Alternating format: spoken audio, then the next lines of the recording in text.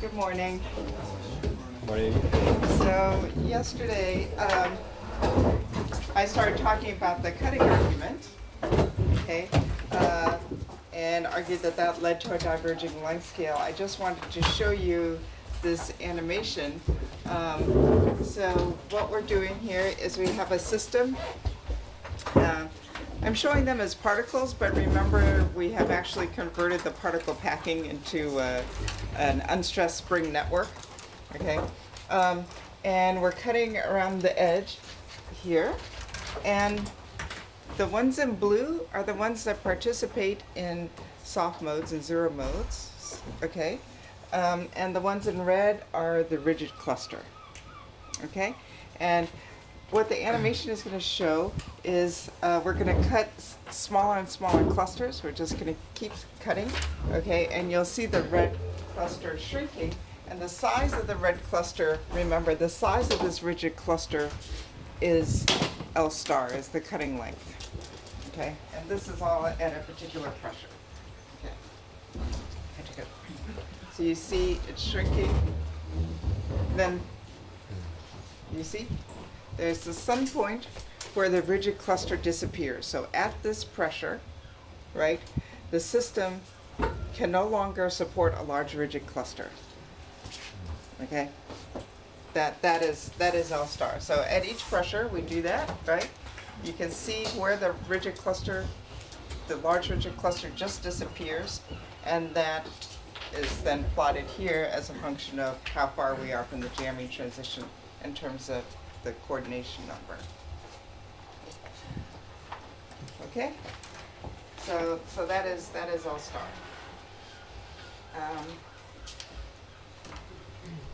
Okay, I'm done with the projector, but maybe we'll just leave it on because and later I will need it again.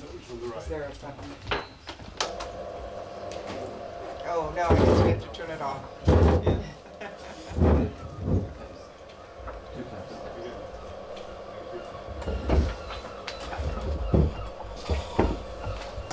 Alright, you'll notice that there was a tiny little cluster left. Okay, and in fact, in a larger system you can have more of these little clusters, and let me just explain to you. So you remember the argument yesterday, right? That the system is rigid if the number of contacts minus the number of degrees of freedom plus 1/2 d plus 1 is greater than equal to 0.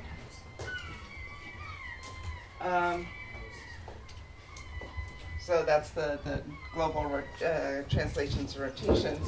And then rewriting this, right, we wrote it as noting that this is proportional to L to the D. Sorry. This has a piece that is proportional to L to the D coming from the bulk, and a piece that is proportional to L to the D minus 1 coming from the surface, because there are fewer contacts at the surface, right? So you can write this as A times L. Can you see this? This is not very dark. Can you see? Not so well. Let me try it. There's another blue one somewhere. In your head. Oh, it's in my head.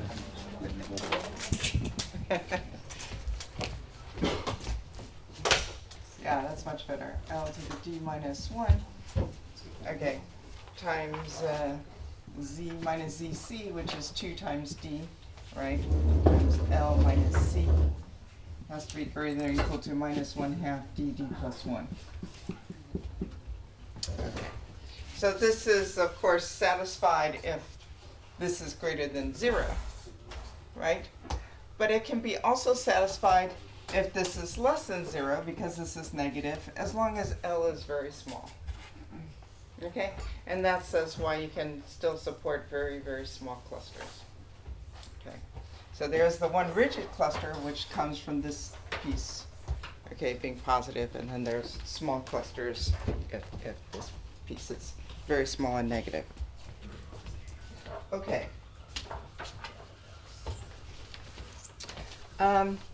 So, yes. Sorry, what was A again?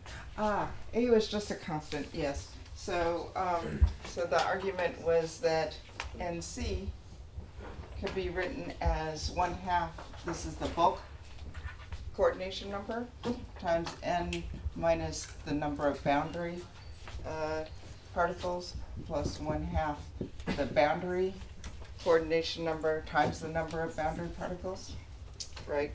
And then we just let A be proportional to L to the D. That was the argument. And the proportionality constant was 2A. And the number of boundary particles is 2 times P times L to the D minus 1. And then I defined C, which was Z minus Z tilde, which is positive, because they're more, the coordination number is higher in the bulk than at the surface, times AB over A. Okay, so that's what all these things are.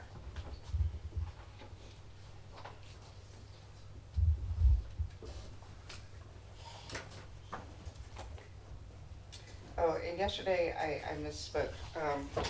The idea of constructing an upper bound is to say, well, the best shape that you can cut out is a hypersphere in d dimensions, right?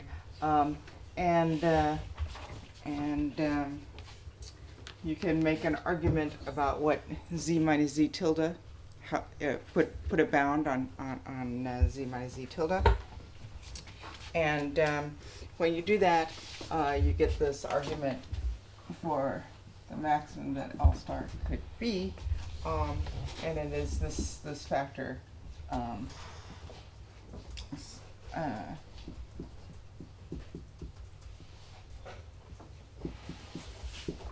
And I need to, I didn't have time to actually work out what this thing is, but this is actually dimension dependent too.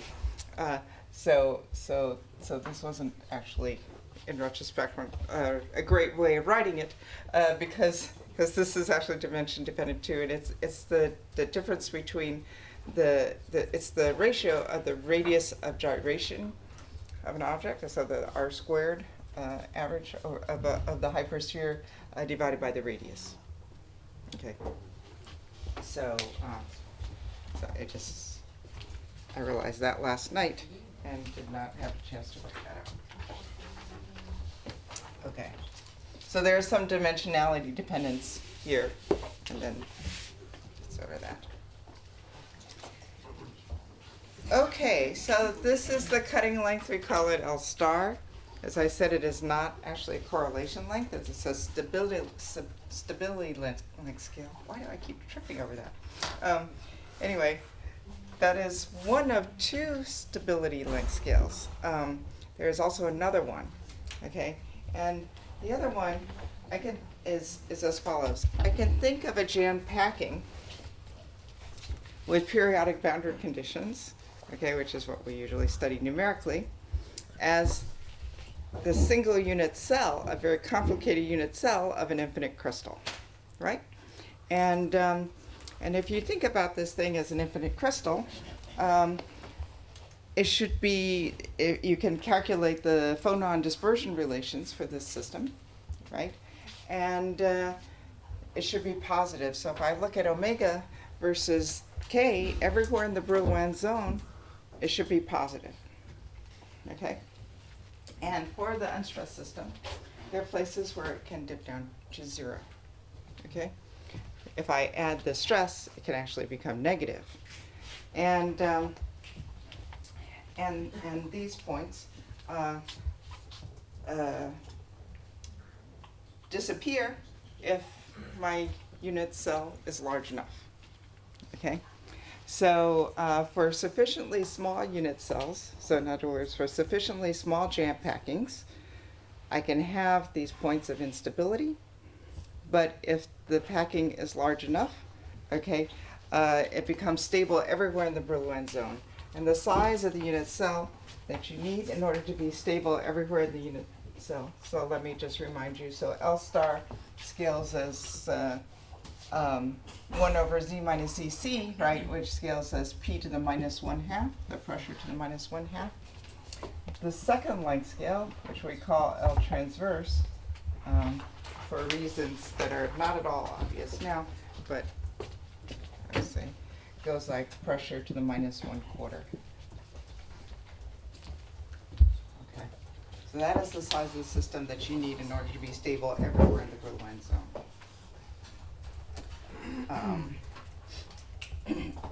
All right.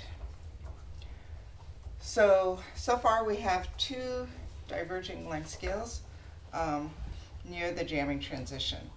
And as I reminded you earlier, right, for crystals, even disordered crystals with lots of defects, right, the density of states goes like omega to the d minus 1 because of sound modes. And I said, okay, that's universal because you always get sound modes at low frequency. Okay, but here, and that's because the wavelength of sound is always bigger than the scale of your disorder in such systems as you go low enough in frequency because it diverges. But here we have at the jamming transition these diverging length scales. Yes. How do we get this scaling? This scaling was obtained numerically. Numerically. Yeah, this was a numerical result that you have to make packings that are large enough, unit cells that are large enough in order to get stability everywhere in the Broadline zone. Yeah. Yes. I will show you another argument for this that comes out to be the same length scale, but we're not completely sure why. So we have different ways of getting exactly these 2 scalings. Okay. And I'll show you that later. I mean, stability, right? I mean, so stability, you can imagine that it would cause problems for vibrational modes because when a system goes unstable, there must be a mode that goes to 0, right? So stability is associated with vibrations. Since we have these 2 stability length scales that are diverging at the jamming transition, that can interfere with this whole picture from phonons, right? That the wavelength of sound can get long enough, but if at the jamming transition, it can never get long enough to average over all the disorder because because these length scales are diverging. Okay, and so what that means is that there's new physics coming in. Okay, and specifically, it means new physics in the vibrations. So I'm going to go back to the dynamical matrix, to this harmonic approximation. Okay, well, let me just do that here.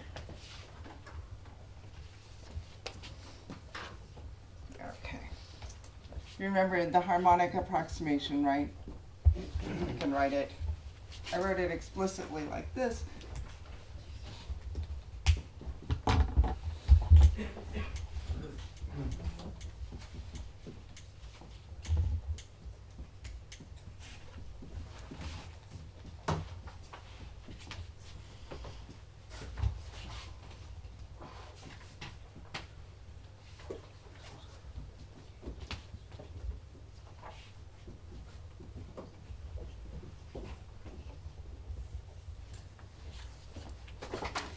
Okay, so that's the cost of perturbations around the minimum. And I can construct a dynamical matrix. Okay, alpha and beta here are Cartesian components, which is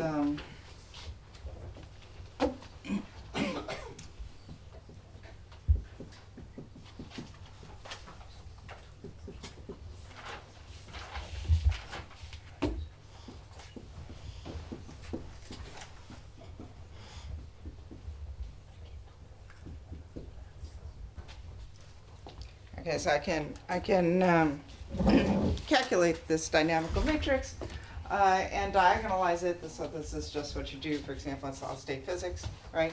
And you diagonalize this to find the normal modes of vibration. And the frequencies of those modes, right, the eigenvalues of the dynamical matrix are in energies. It has units of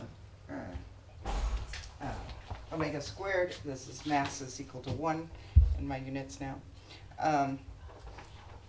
Okay, so and what you see if you diagonalize this matrix is that there is a new class of vibrational modes, okay, associated with the jamming transition. So let me first draw what you see, okay, and then explain what is going on in terms of the cutting argument.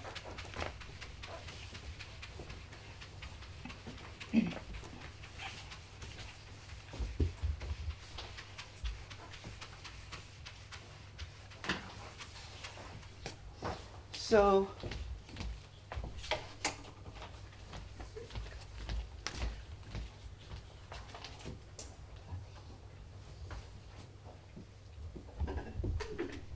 what does the density of states look like? At the upper end, at the high frequency end, it goes to 0. This is a bifrequency. Okay, so you cannot support modes above a certain frequency in this system. These modes, because the density of states is plunging very rapidly to 0 at this frequency, these modes are localized. Okay. Then you have a large density of states. There can be a bump here. Okay. But you have this high density of states in this intermediate region. And then it must go down again at 0 frequency. At 0 frequency, it must vanish, right? Because it is a solid and it is stable. Okay. If it were crystalline, we know it would vanish as omega to the d minus 1. So what happens is that it remains high and then it plunges down at a certain point. Okay. Eventually, down here, you must see omega to the d minus 1. Okay? But it plunges down at some frequency. That frequency we will call omega star. Okay? Now, if I draw this at different pressures,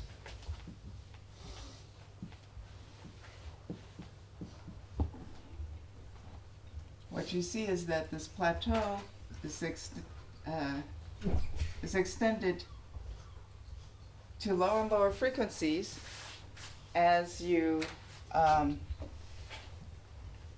decompress towards the jamming transition. So this is pressure is increasing as I go this way. Okay? So in fact, omega star scales. I'm going to define omega star is, so the actual omega star for your system, I'm going to call it omega star, right? And then if I divide this by my effective spring constant divided by m, right? Then I can divide out all the, not only the dimensional factors, but also this k effective, which depends on the potential alpha. Okay, so this is, and this then scales like p to the 1/2.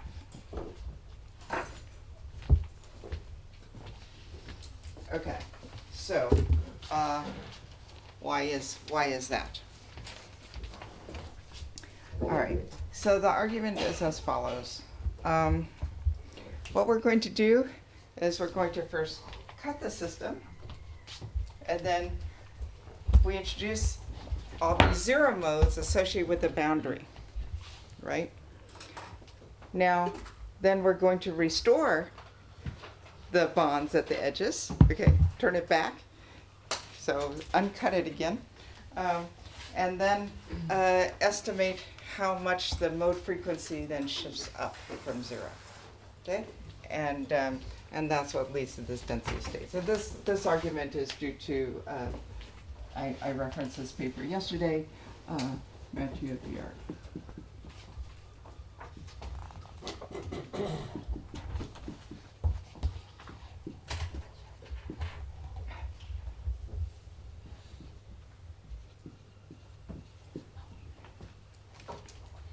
Okay.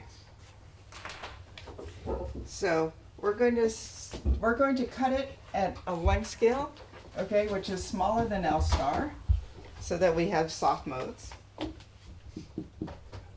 The system is not stable, not rigid. Okay, and we're going to assume that there are n of these soft modes, okay, and m of them are actually extended that destroy rigidity. Okay, where n over m is equal to some constant. Okay. So if you remember, right, the rigid cluster vanishes when L is equal to L star.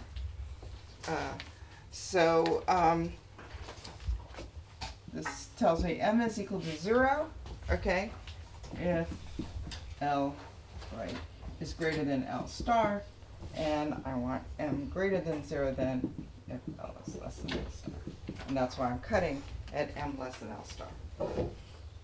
Okay, so now I have all of these extended soft modes, okay, and the argument is we're going to use these as trial functions, okay, in a variational calculation for the normal modes of the uncut system. Yeah? What do you mean by extended soft mode? These are ones that are capable of destroying rigidity, so they are modes that are actually extended to that red and destroy that red region. Yeah. These are phonons or? These are not phonons. Phonons are generally plane waves, right? Phonons we call plane waves phonons. These are not plane waves. Yeah. I will show you a picture of what these modes look like very shortly. Okay. So once they've been shifted up by restoring the bonds.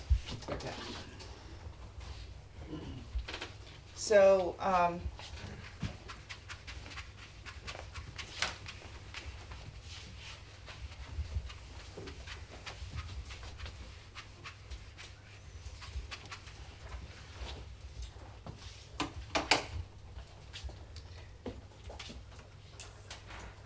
So if you remember the variational argument, so the idea, what comes out of a variational argument is basically, I'm going to just give you the result of it. That, remember I have dn modes altogether, okay? And so the argument that comes from this is that if I restore, okay, if what I'm doing is by restoring the bonds on the surface, what I have to introduce into my trial functions is nodes there. Okay, it's like if you had free boundary conditions, right? Then you would have a maximum of your wave function at the edge, right? But now if I fix that boundary condition, now I need to have a node there. Okay, and so this is the idea. By changing my boundary condition at the edge, I must introduce nodes into my trial functions at that length scale. Okay, and what that does is it wants to shift up the modes, the nodes. Question? Yes. What do you mean by trial function? I didn't understand what it means. So actually the really naive trial function is just to use a plane wave. Okay? These are not plane waves. Okay? But this is, of course, the better trial function you use, the better answer that you get.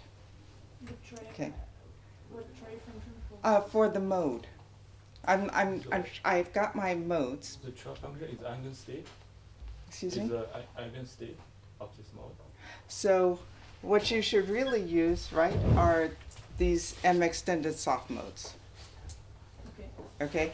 And now I'm going to restore I'm going to change the boundary condition, so instead of being cut, it's my original uncut system. Fix that. Yeah?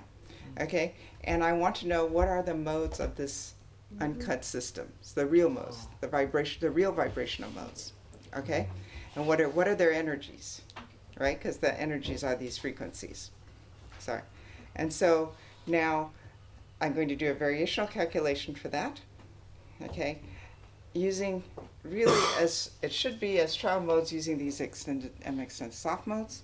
Okay? But the simplest thing, the simplest, stupidest argument, right, is just to say, oh, it's like, so that's going to introduce nodes then on the surface, okay?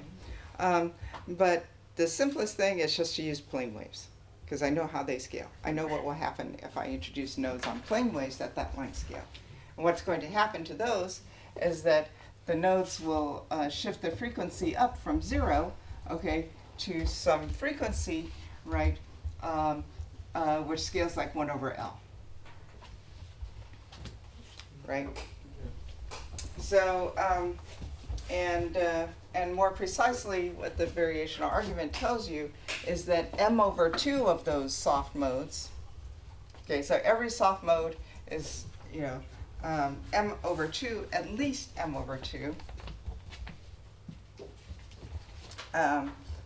of the D times L to the D modes, okay,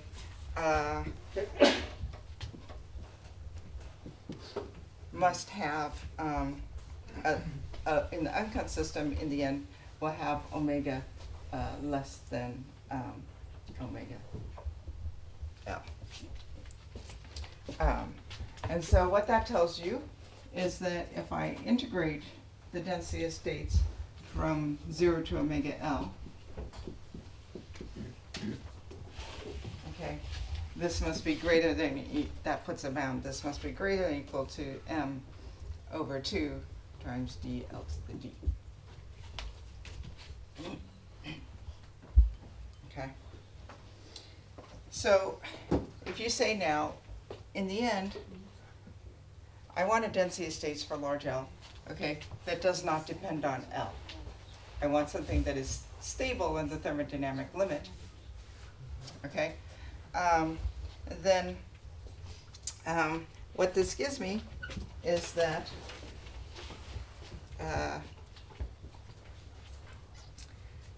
this, let's see, this should scale as, let's see, right, so this scales like L to the D minus 1, right? And so this whole thing scales like 1 over L. Okay, so this should scale like omega L, and this whole thing scales like omega L, which is 1 over L, but it must vanish. So at large L, it must scale like omega L, okay? But it must vanish when L is equal to L star. So. Why is not omega L to the power minus e? L is 1 over 4. M scales like L to the D minus 1. Okay. This whole thing must scale at large L like 1 over L, which is omega L, okay? But it must also vanish at L star, okay? And so what we have in the end is that, so this thing, if the integral over d of omega, sorry, yes? Why n scales like L to the D minus 1? These are the extended soft modes, and from the cutting argument, right, that should scale as the boundary. that should depend on the bound. Okay, so, so then,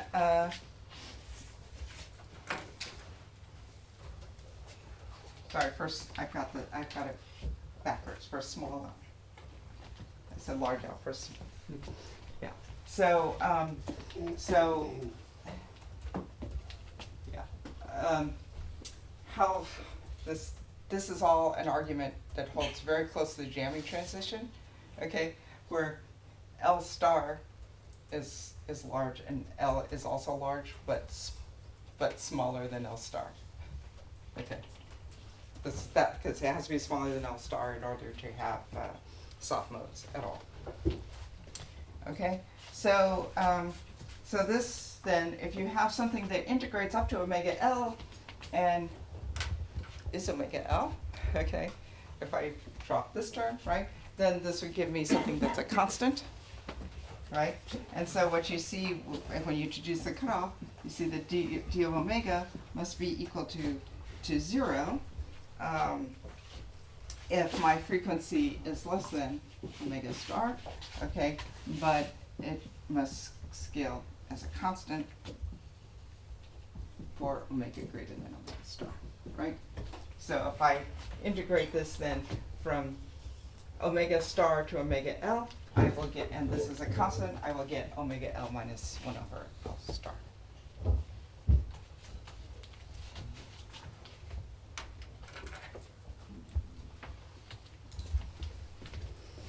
Okay, so that is the argument for why the density of states is a constant here, okay? And then drops off at omega star, where omega star scales like p to the 1/2.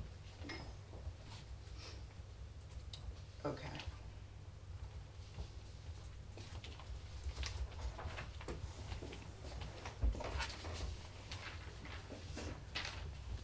All right, so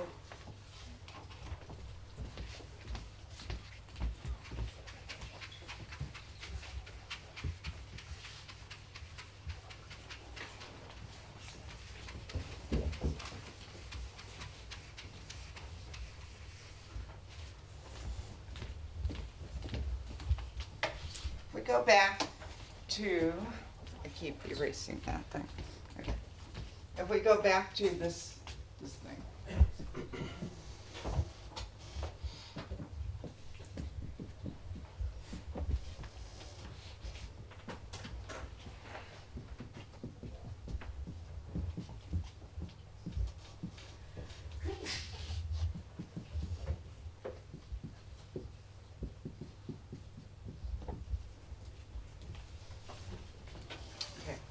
So far, we have just been talking about this term, right? We have set this term to 0, okay? And we have only had this term, okay? And if you, this term, the energy cost, right, of a mode, if I stick in a mode here into this expression, right, what will come out is the eigenvalue, which is the mode frequency squared, okay? And this omega squared goes like, and this goes like delta z squared. So that is the contribution of this mode. Right, omega squared goes like the pressure, which goes like delta z, the excess coordination number squared. So that is this term. That is coming all from this term of the dynamical matrix so far, okay? And now, so now, if you add in this term, the question is, what difference does that make? Okay. Now this v prime term, because the interactions are repulsive, okay, this is going to give a negative contribution to this thing, and that negative contribution v prime is the force. Again, that scales like the pressure. Okay. So the argument is that if I look at the lowest frequency mode that I have, so the minimum eigenvalue, okay, that goes like in the absence of this term, it is just omega star squared, right? And now if I add this term, I am going to subtract something times the pressure.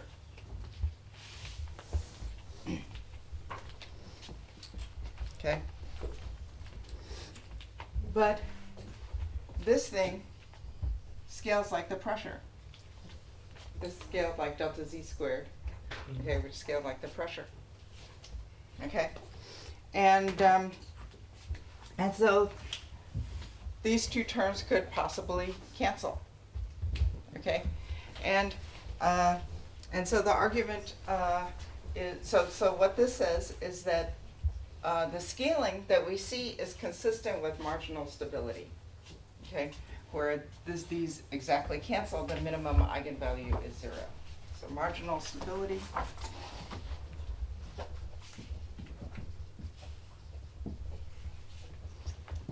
corresponds to lambda mu. So this would say that if you add the second term, the stresses back in, okay, the system would just be at the edge of stability. It would have a minimum eigenvalue that's 0. And that is exactly consistent with the scaling. Okay? So that is really sort of the argument for, you could turn around and say, okay, if we assume a marginal stability, okay, then that gives us the scaling that omega star squared must scale like the pressure. Okay. In fact, so whether how close the system is to marginal stability is a little shaky. So clearly in our systems, okay, we do not have, the system is stable, okay? But in the thermodynamic limit, okay, the latest calculations are showing that in the thermodynamic limit, indeed it does approach marginal stability, even in low dimensions, okay? So there is a paper from a few years ago that argues, that uses numerics, it's by Yan.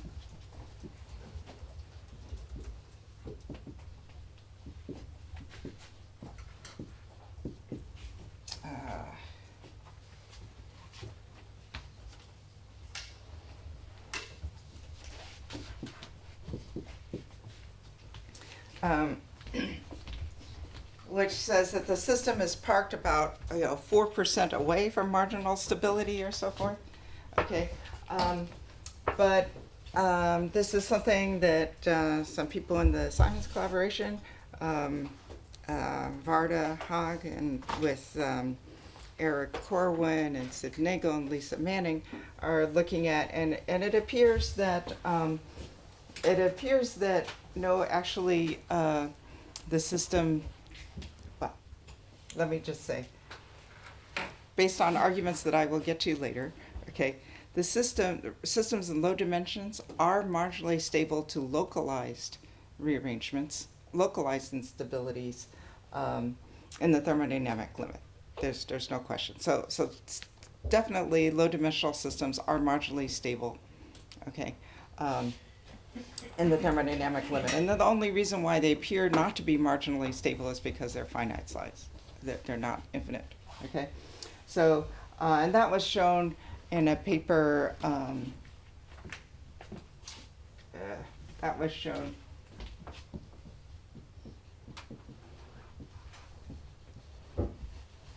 by us a couple years ago. Maybe in 2016, maybe in 2017. Okay, I didn't write that down. Okay, but the system is marginally stable to localized instabilities at any pressure. Okay. This argument is a somewhat different argument because these modes at omega star are actually extended. Okay, these come from the extended soft modes, and they are still extended even when you add the nodes, okay, at the boundaries. So there's a question of, is it marginally stable to extended instabilities also in the thermodynamic limit? And so far the answer appears to be yes from that collaboration, okay? But that's still a little bit up in the air, okay? So, so the question of whether these two terms exactly cancel, I think, is still a bit in question. Okay.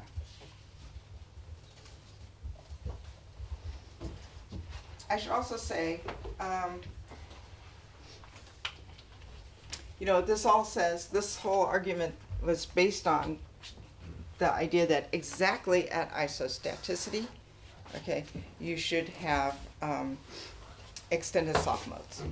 And in the animation I showed you, we looked at systems that were above isostaticity, and we cut, okay, and we showed that you could get extended soft modes that would destroy the rigid cluster once you got below this cutting length L star, okay, which I think validates the cutting argument.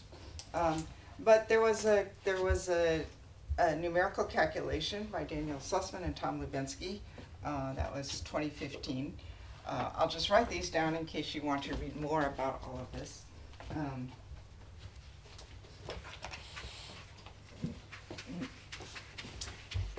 That where they cut the system that was exactly at isostaticity, and they did not find extended soft modes. Okay.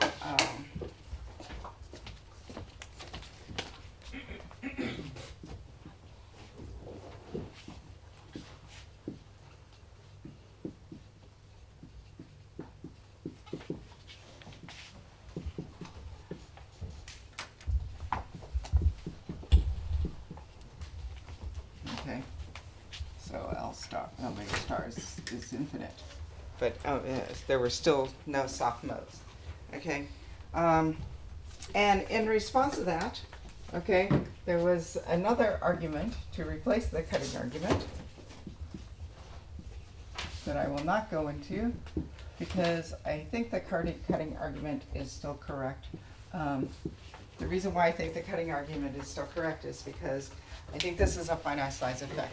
That if you just removed of order less than L to the D bonds, okay, what Carl Goodrich's the Goodrich paper showed, the animation that I showed you, shows is that if you remove fewer than L to the D bonds, or a number that goes to 0 in the thermodynamic limit compared to the total number, okay, you will get these extended soft modes. So you may have to go a little bit below exact isostaticity to get that, but the number of bonds that you need to cut should go to 0 relative to the total number, you know, in the thermodynamic limit, and this cutting argument is still okay. All right, so so this is something that we have not gone back to actually test to see whether this was a finite size effect, but I think the animation I showed you that shows you clearly a diverging length scale, right, as you cut, it shows that that must still be okay.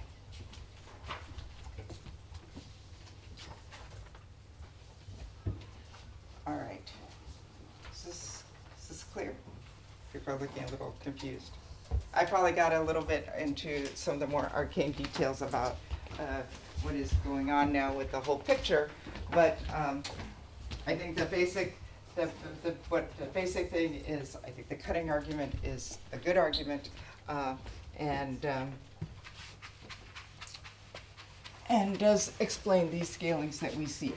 And marginal stability is probably a very good argument as well. Okay, it may be off by some small factor, as this paper by Yan et al. Suggested, but it is reasonable to think about jam packings as being marginally stable. Okay, so now we have this density of states. Yes? Can you re-explain the density argument, please, for the omega star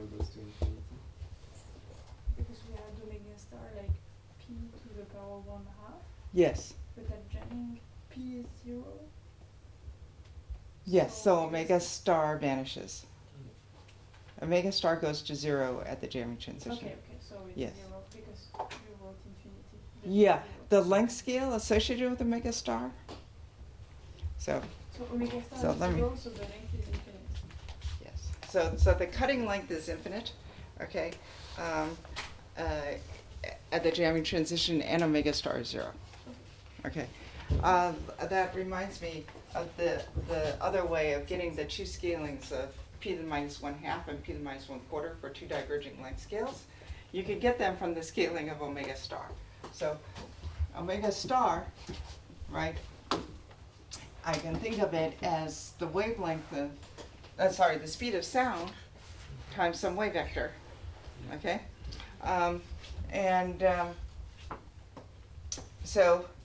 So it turns out that up until, if you have no modes, okay, if the cutting argument says in the unstressed system there are no modes below omega star, okay?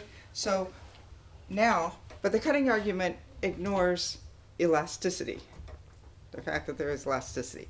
And elasticity, remember, must give you omega to the d minus 1 in the density states, okay?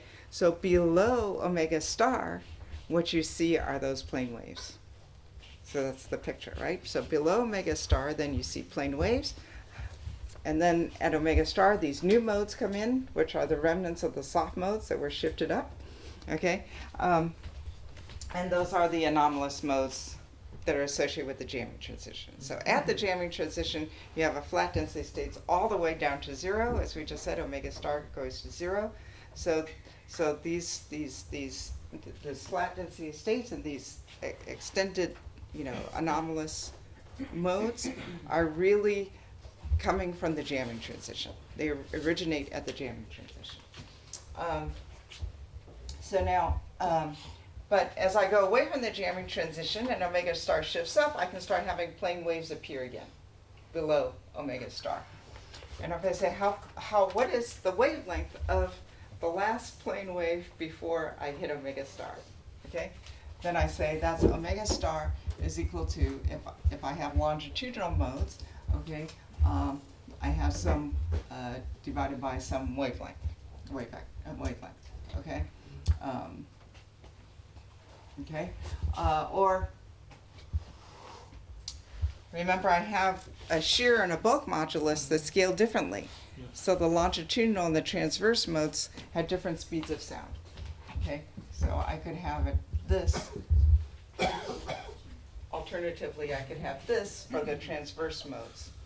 Okay, and the speed of sound, right, goes like the square root of the modulus.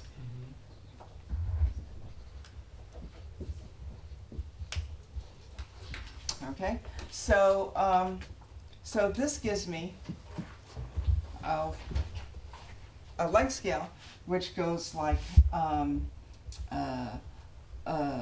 over omega star. Okay, which goes like p to the minus 1/2, because the bulk modulus goes to a constant. Okay, so this is a constant, so lambda L just goes like 1 over omega star. Okay, the lambda T scales like CT over omega star, which scales like the square root of the shear modulus over omega star. And this goes like p to the 1/4, this goes like p to the 1/2, so this goes like p to the minus 1/4.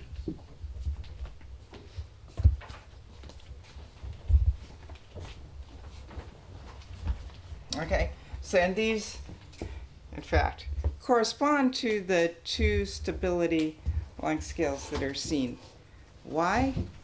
I think we would all agree that there isn't really a great explanation for why this one corresponds to stability in the whole Brillouin zone of the infinite crystal, and this one corresponds to stability according to the cutting argument. But okay, because neither of those arguments depend on plane waves that have anything to do with phonons. So, but they do actually have the same scaling. So we see these two scalings appearing again. But Andrea, when you do the numerics, do you have evidences of the fact that it's more longitudinal or transversal modes that destabilize depending on the game you play? I mean, in principle, you should play by cutting and see that it's more the longitudinal things that destabilize, and then What it is these extended soft modes that are stabilized, and they're not really longitudinal or transverse. yes, then the argument is So the argument is, yeah. or by playing with aspect ratios in the numerics to suppress one and have the other one only. I mean, has things in this spirit been tried? Yes, we have not tried that.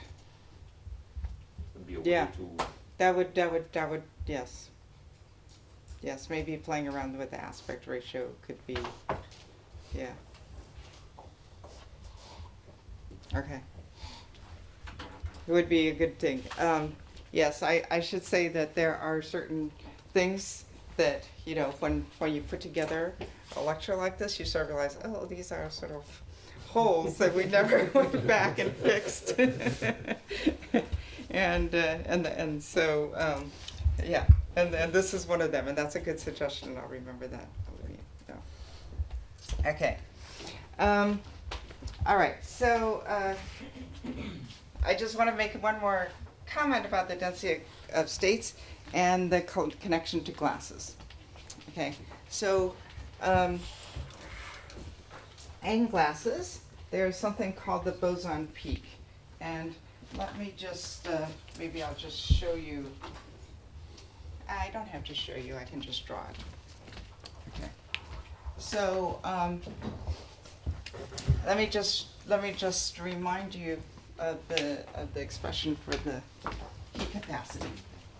Okay, so this is a feature that's seen in the heat capacity of glasses.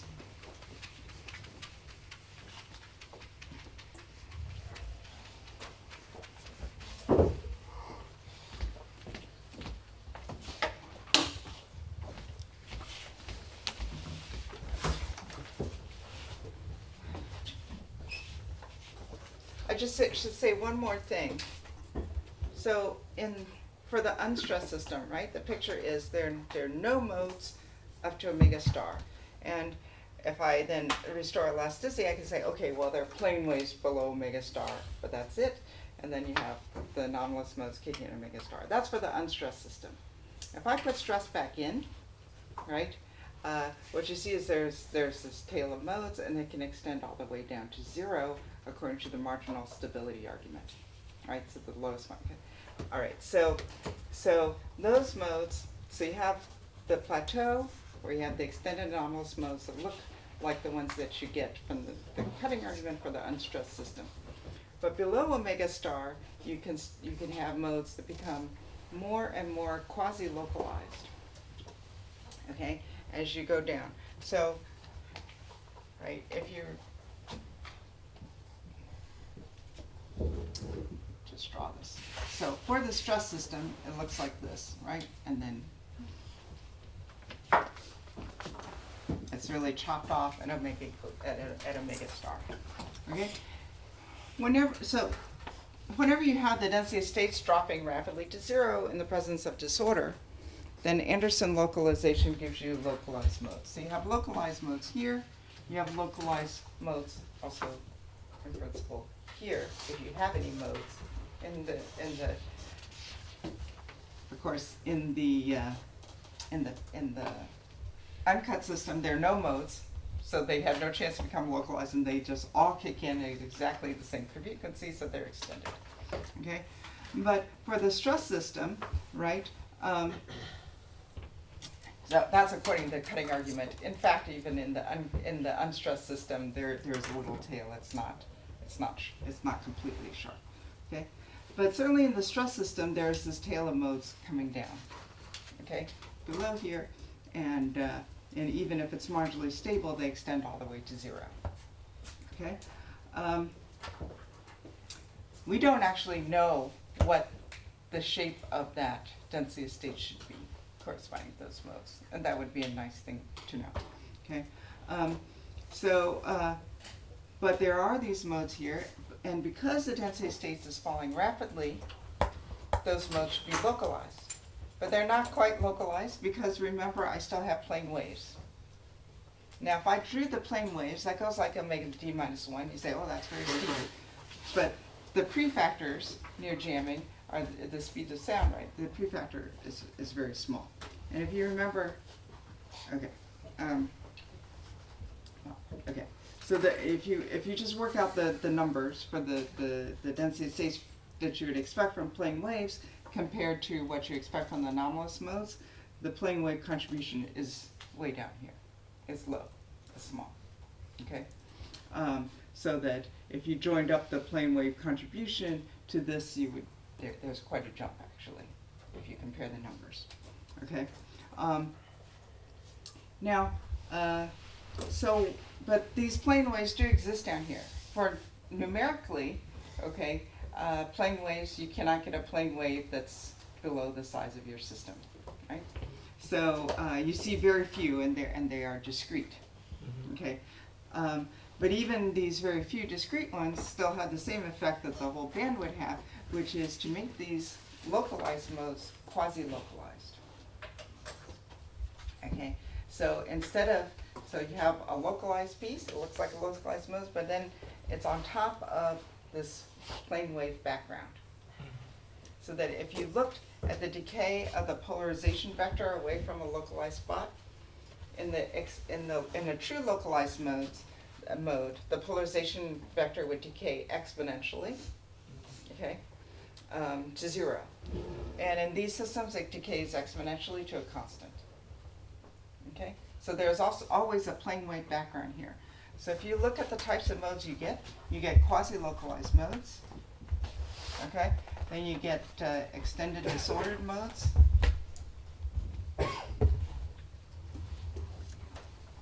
That we call anomalous. Okay, and then you get localized modes here, close to the divide frequency.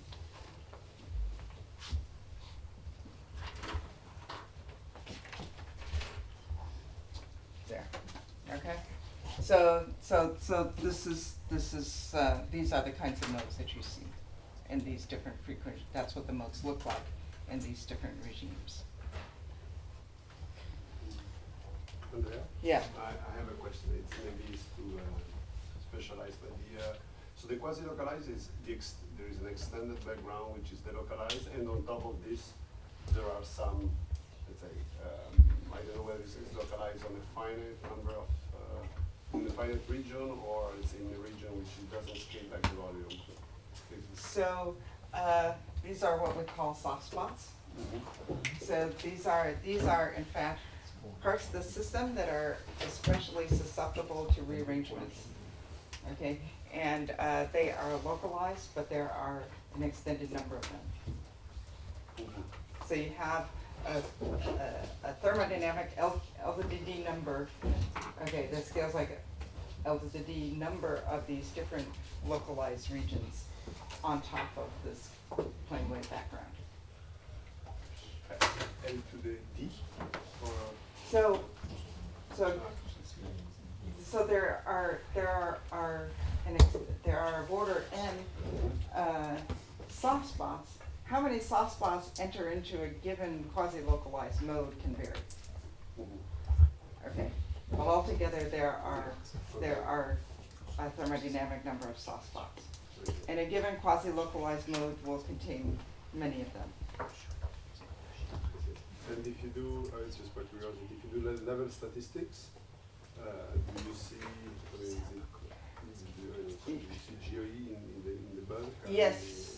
In fact, even in the finite systems, we see Wigner-Dyson GOE eigenvalue statistics. Also in the quasi-localized part? Or Even there. Yeah, that sort of surprised us actually. Yeah. Yes. No, maybe it's a trivial question, but we invoked Anderson localization for explaining the arise of localized modes even towards the omega to the zero limit, right? Isn't that a quantum phenomenon? Isn't that what? A quantum phenomenon? Why No, it's just really, no, not necessarily. It's really just something associated with the wave phenomena. Okay, so you can get it classically with vibrational waves, yes. Yeah. Yeah. I have a very nice question. What are they called, anomalous? Why are they called anomalous? Because they're not plane waves. They're not phonons. This is just, these were the new modes that came out from jamming. And so when we, first discovered them, oh, these are anomalous modes. These are not what we expected. So it stuck. Okay.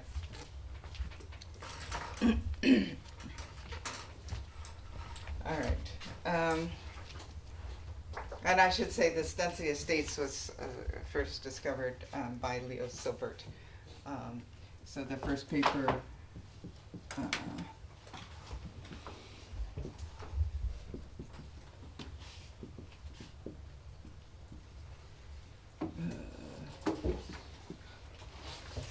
and the second one was Silbert.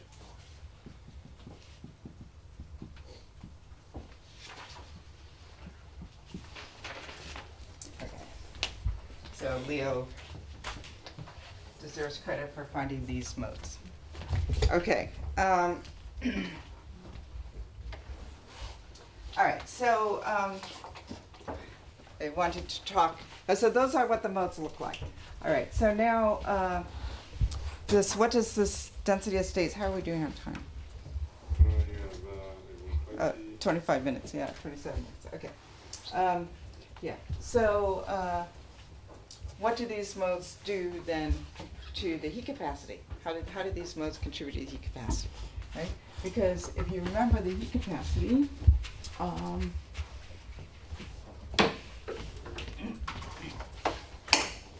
I can write the heat capacity as a sum over the vibrational modes, okay, of some heat capacity per mode, right, which is in fact somewhat in ddt, right? This is just the usual thing.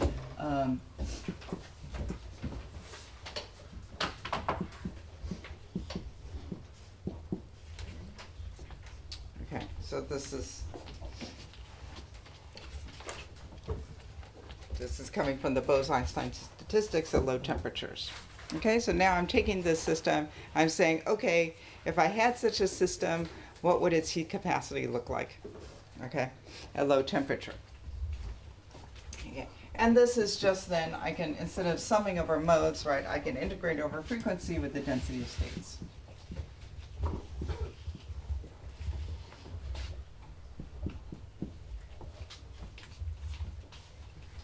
Okay, and right, again, if I had omega to the d minus 1 here, the usual plane wave thing, so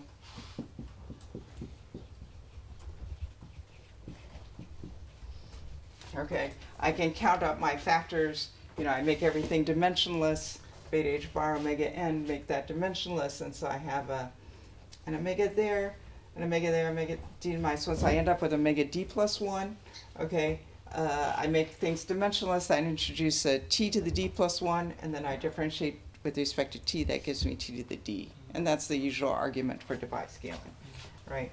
So,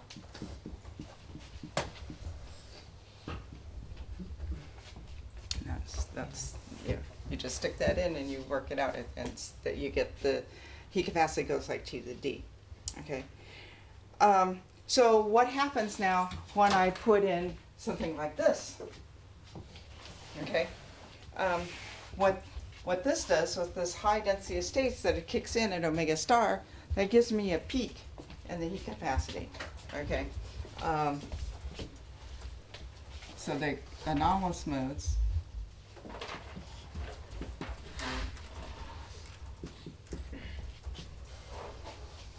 that gives me a peak at a temperature T star right? Which is h bar omega star.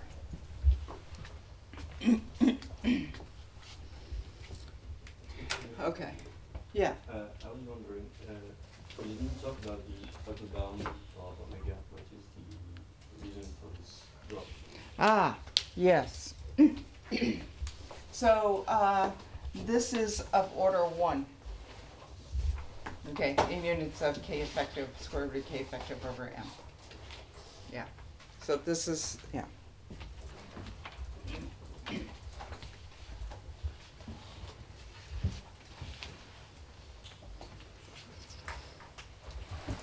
Okay. And in fact, there is a bump.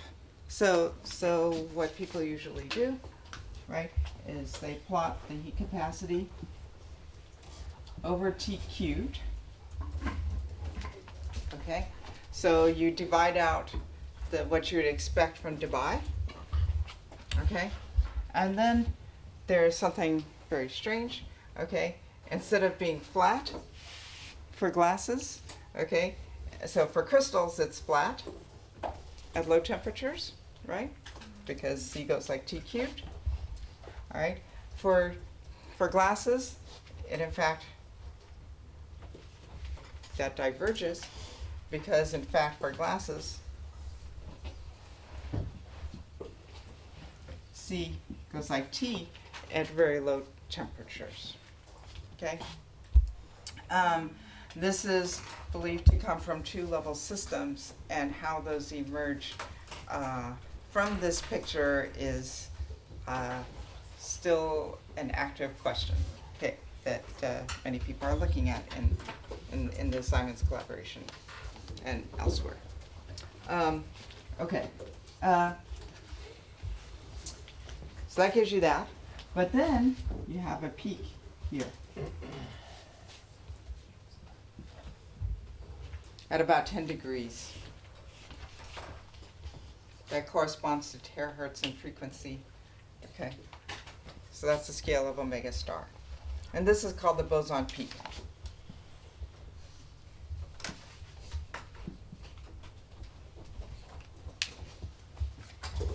For sort of stupid reasons. Okay. So the argument that comes from jamming would say, all right, this T star, if I had a jam system, this T star should scale as omega star. Okay. You know, if I compare to something like silica or some other kind of glass, it's like, oh, is T star really omega star according to what we're talking about? You know, I think that is far-fetched. Okay, but when I'm going to show you something later in a little while that that makes that more convincing. Yes. But there's something I never understood or I'm not really sure about, because all these things are at 0 temperature, right? So how can you transpose it to behavior at finite temperature? So we are using something in a regime where it's not true. Well, so what happens at finite temperature is that you can go over energy barriers, or you can go through energy barriers by tunneling. Okay, so how can the 0 temperature picture break down? Right?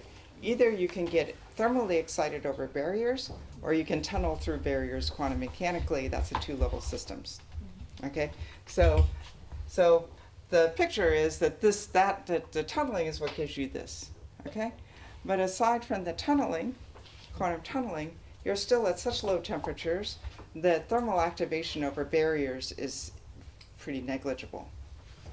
And then looking at what happens in the harmonic approximation is not so terrible. So these are vibration modes. Vibration modes are excitations, right? At 0 temperature, there's no vibration mode, right? All stay at the minimum. If you have a temperature, you have vibration mode. You have this.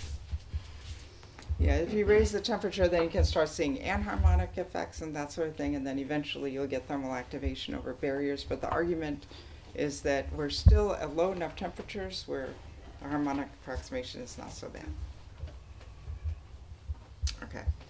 Yeah. So if you, from the omega star, you take T star equal to 10 Kelvin, then you get the omega star, and then you can get the L star. How large would be the L star, which corresponds to the omega star, which corresponds to 10 Kelvin with the speed of sound obviously? Yeah, that's a good question. Just to know if you- Yes, that's a good question. Should work that out. We've got all the, I will find out. Yeah, that's good. Yeah. I have worked out, so I will talk about later, you know, everything I'm doing so far is for these ideal spheres, right? Just the special jamming potentials and all that, we're leaving out all of these things. If you now put in just a Leonard-Jones attraction, okay? Just restore the attractive bit in the Leonard-Jones instead of doing the jamming potential.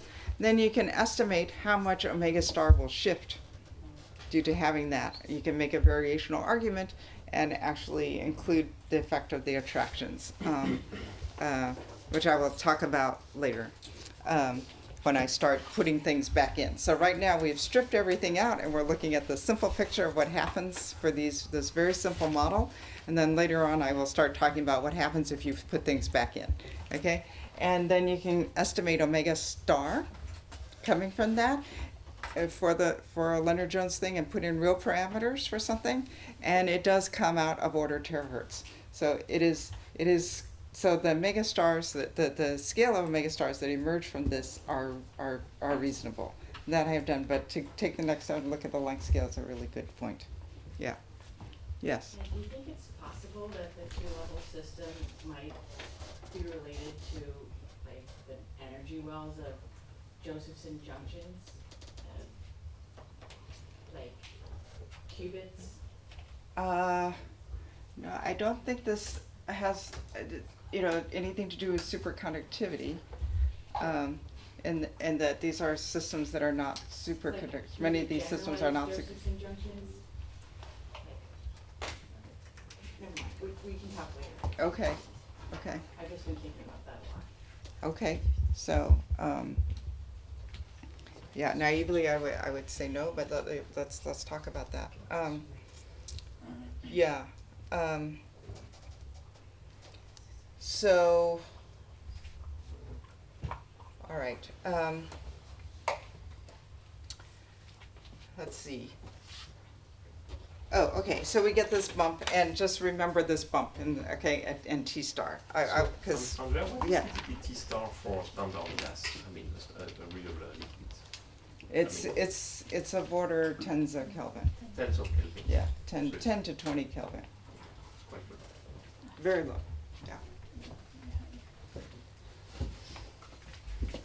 Yeah. Okay. So how am I doing? Okay, good. Let me just now talk a little bit more about what the modes look like in terms of their wave vector profiles. So we have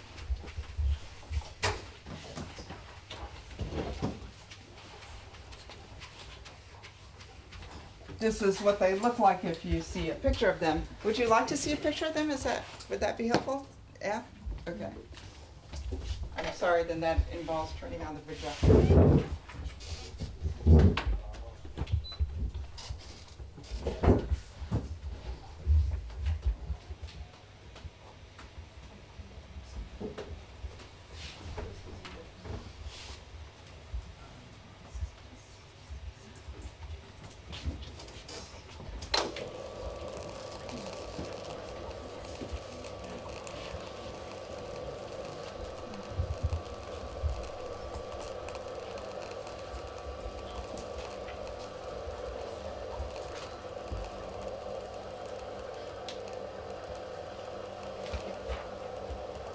I should update my pictures for much larger systems, but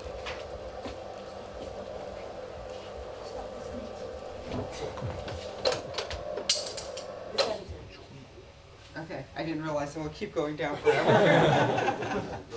Okay, all right. Okay, so this is what a localized mode looks like at high frequency. Okay, really localized. So these are, what we're drawing here are the polarization vectors for each particle, so the contribution of each particle to the eigenvector, right, or the projection of the eigenvector onto each particle. And it's blown up. Okay, it's blown up by many, many times so that you can see. So you should just look at relative differences of these, because in fact, of course, if you excite the mode in the harmonic approximation, right, the amplitudes are infinitesimally small. But a localized mode looks like this. The extended disordered modes look like this. Okay.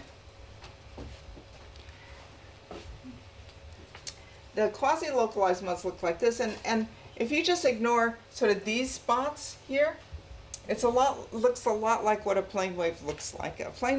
You would say a plane wave should you should see something, what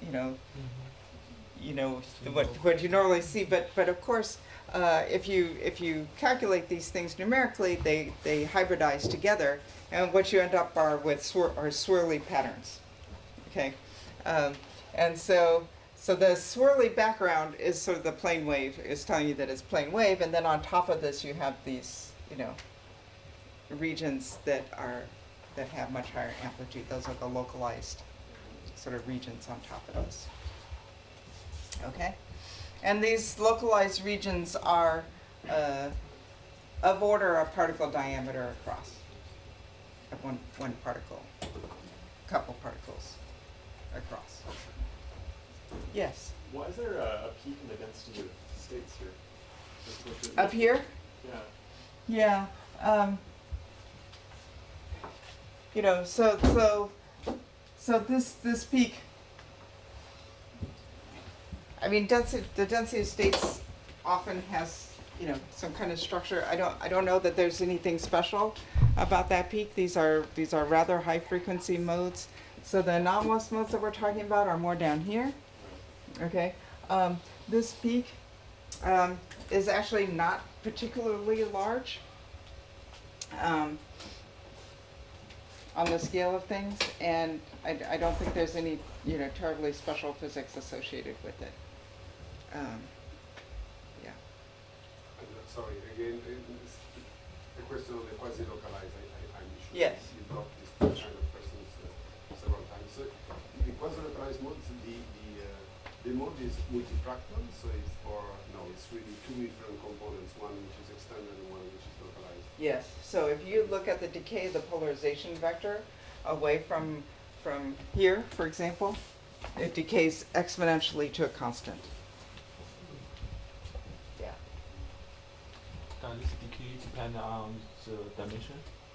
It's quasi-localized.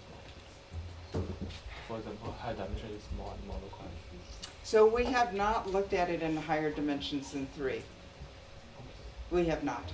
It's a good question. I mean, Eric Corwin and others have calculated the vibrational modes up to, I think, 7 dimensions, and we should, be interesting to look at them and see what happens to them. Yeah. Would you say kind of argument for the quasi-localized mode with variation and calculation? No, we think this is really different physics. So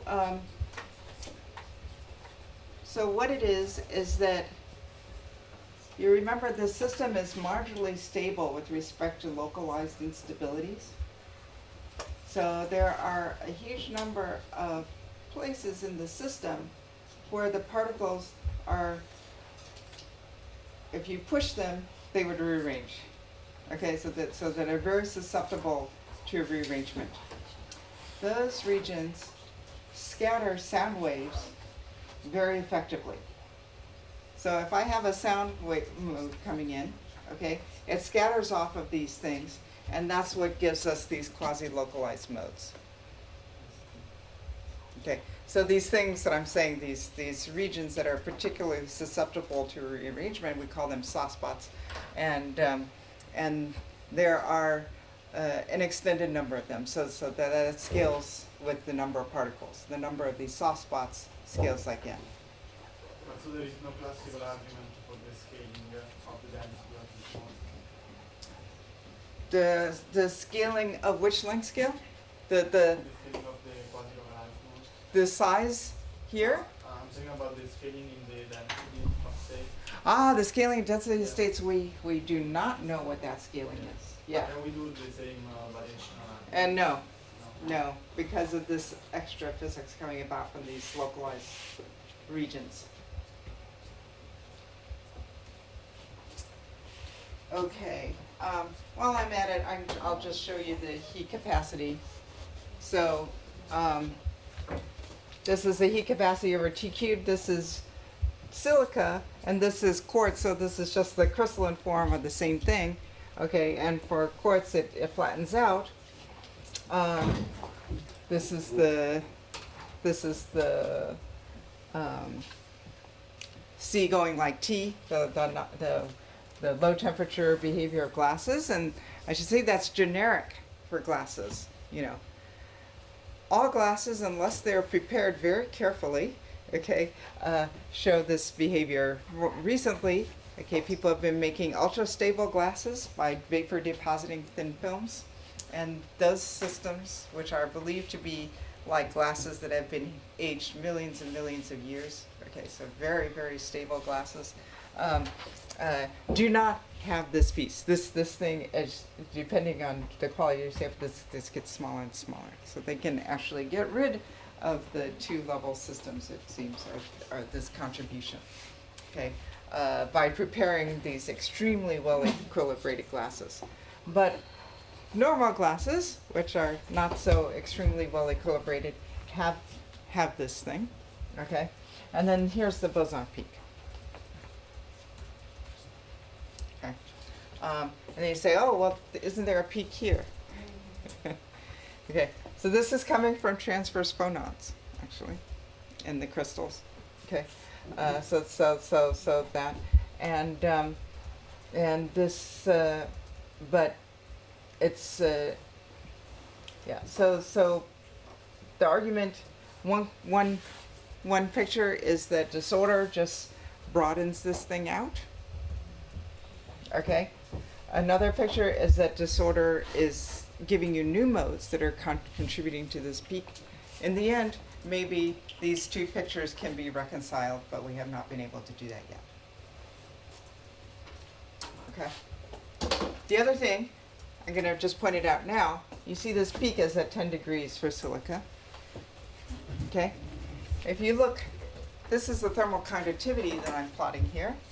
So this is what it looks like for the crystal. It goes like T cubed. For glass, it goes like T squared. Again, that's believed to be from two-level systems.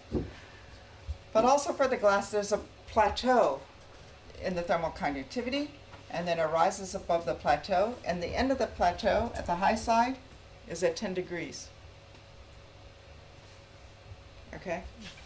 And what I'm going to show you next time is that, in fact, based on these arguments from the anomalous modes and our calculations, okay, the end of the plateau in the thermal conductivity should correspond to the onset of the anomalous mode. So it should be at H bar omega star.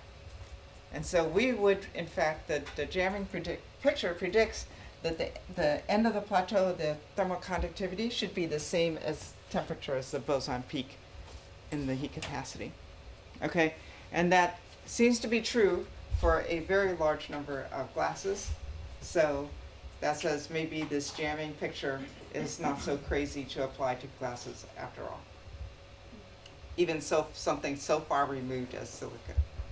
Okay. Yes? In the crystal, there's a drastic change in the conductivity also at temperature 4 to 10. That's as coincidence, or? Yes. This I do not believe occurs generically at the end of the plateau. For silica it does, but for other systems this does not generally coincide. Okay. Can you turn that on?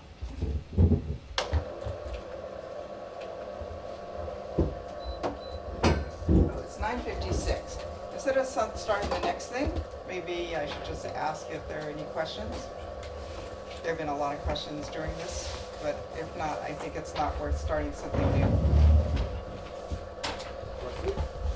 Okay? Oh, yeah. So for the vibration analysis, we did a harmonic approximation. Is there some evidence of anormalicity or nonlinear effects which can account for any feature of the heat capacity, for instance? Oh, if you take this beyond the harmonic approximation and look at anharmonicity, can you understand something about the heat capacity? So I would say we do not generically know enough about the anharmonic properties. We know something. And I will tell you what we know about anharmonicity. Okay? But we have not, I don't know that we know enough generically about the behavior of this then to be able to stick it in and just say what would happen to the heat capacity.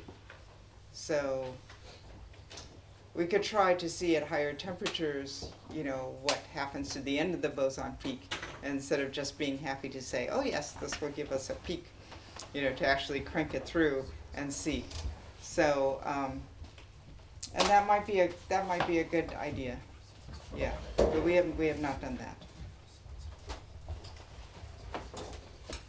Yeah. Other questions?